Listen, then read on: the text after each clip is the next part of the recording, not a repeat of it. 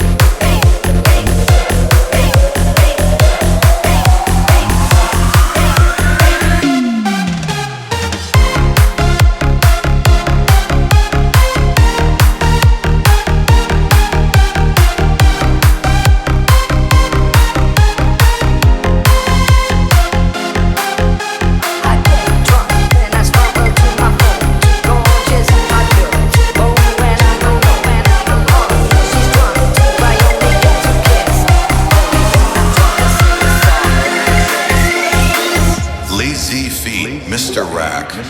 អាកាសធាតុប្រែត្រជាក់ខ្ញុំក៏ស្ងាត់រងាឯកាសំលឹងមើលនានីកា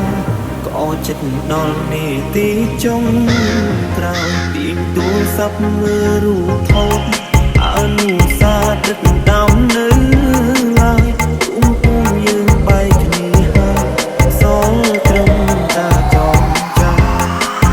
សុំទុំគ្រាមុនដែលបងតែងគុំឲ្យអូនយំម្នាក់មិនចេញបារម្ភខ្លាចក្រៅគិតដល់អូនជាមនុស្សស្រីពេលដែលបាត់បង់រូបអូនទើបដឹងថាស្មូនមានតម្លៃអាចទេចង់សុំឲ្យថ្លៃត្រឡប់មកបែរបងមិនដូចឆ្នាំមុនទេបងត្រូវនៅឆ្លងឆ្នាំម្នាក់ឯងគ្មានអូនកាន់ដៃប្រឡែងកំជ្រួចជាមួយគ្នាឡើយបានត្រឹមងើយក្បាលសុំនឹងទីទឹកភ្នែកបងក៏ហូរអិនស្បើយចង់ទាញវេលាថយក្រោយយើងមកចាំជួយគ្រូ The Limited Team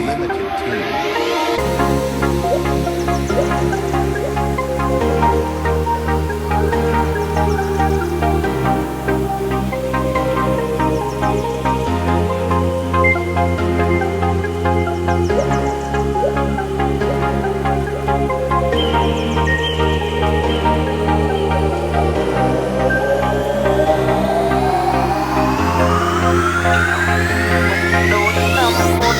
ទេបងត្រូវនៅឆ្លងឆ្នាំម្នាក់ឯងគ្មានអូនកាន់ដៃប្រឡែងកំជួចជាមួយគ្នា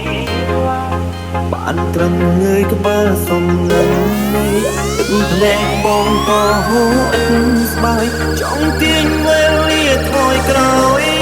មើលកំជួចរួមគ្នា